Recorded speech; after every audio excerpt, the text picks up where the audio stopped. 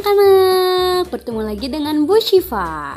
Coba kalian lihat gambar-gambar di sini. Sebelumnya kalian sudah belajar mengenai bahan-bahan dari benda ya. Ada yang terbuat dari plastik, ada yang terbuat dari kayu, dan lain sebagainya.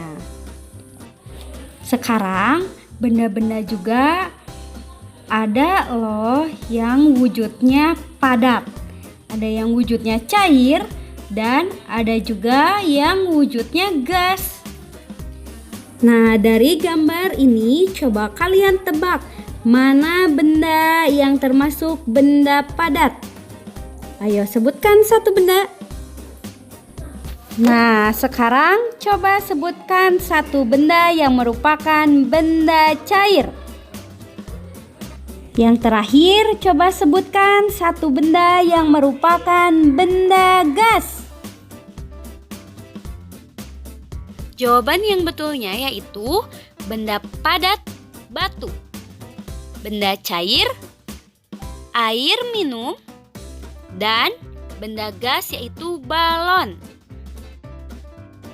Benda-benda ini, jika kalian ingat di video sebelumnya, Bu Syifa telah menjelaskan bahwa ciri-ciri benda memiliki massa. Nah, selain memiliki massa, memiliki juga volume. Apa itu volume? Volume atau bisa disebut dengan kapasitas atau isi. Volume adalah seberapa banyak ruang yang bisa ditempati oleh suatu benda. Nah, pada gambar ini bisa kalian lihat ada sebuah gelas yang diisi oleh air. Nah, air ini adalah isi atau volumenya. Sifat benda padat. 1. Bentuk dan volumenya tetap walaupun tempatnya berubah. Contoh, seperti gambar ini.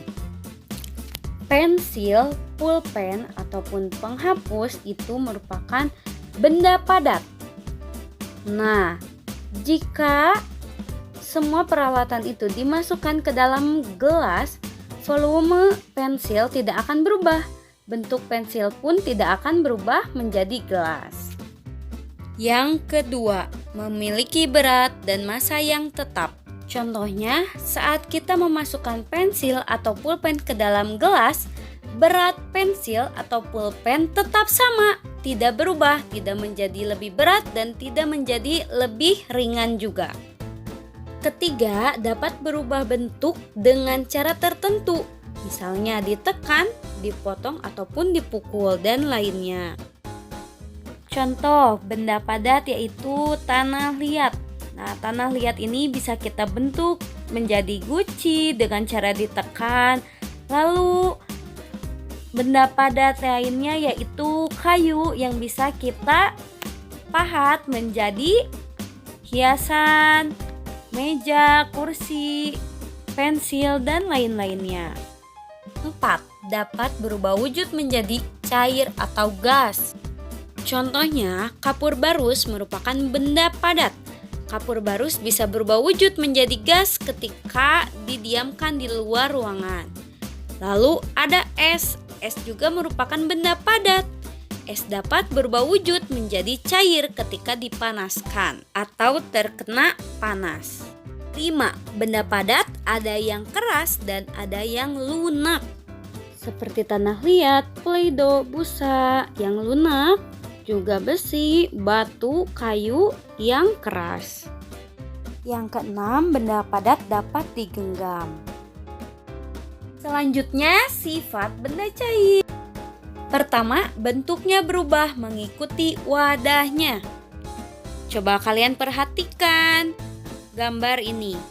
Setiap bentuk wadahnya berbeda, tetapi air yang diisinya mengikuti setiap wadahnya. Kedua, memiliki volume yang tetap. Contohnya nih, ketika zat cair dipindahkan ke tempat atau wadah yang berbeda, yang berubah hanya bentuknya saja, sedangkan volumenya tetap. Misalnya, Air yang ada di dalam gelas yang kecil dan akan dipindahkan ke gelas yang lebih besar, isi airnya akan tetap sama, tetap seperti air di dalam gelas yang kecil. Ketiga, massa dan beratnya tetap. Jadi walaupun zat cair itu dipindahkan ke dalam wadah apapun, massa dan beratnya tetap, tetapi bentuknya berubah mengikuti wadahnya. Bentuk airnya ya yang berubah mengikuti wadahnya. Keempat, mengalir dari tempat tinggi ke tempat yang rendah. Contohnya kita bisa lihat pada air sungai mengalir dari hulu, dari pegunungan di atas menuju hilir atau menuju laut yang letaknya lebih rendah. 5. Permukaan zat cair selalu datar. Coba perhatikan gambar ini. Permukaan air pada botol yang tegak dengan permukaan air pada botol yang dimiringkan, permukaannya selalu sama, yaitu datar. Contoh benda cair ada air, susu, minyak, bahan kimia cair seperti bensin, lalu sabun cair, cat, madu, dan lain sebagainya. Sifat benda. Yang pertama, bentuk dan volumenya berubah. Coba kalian perhatikan.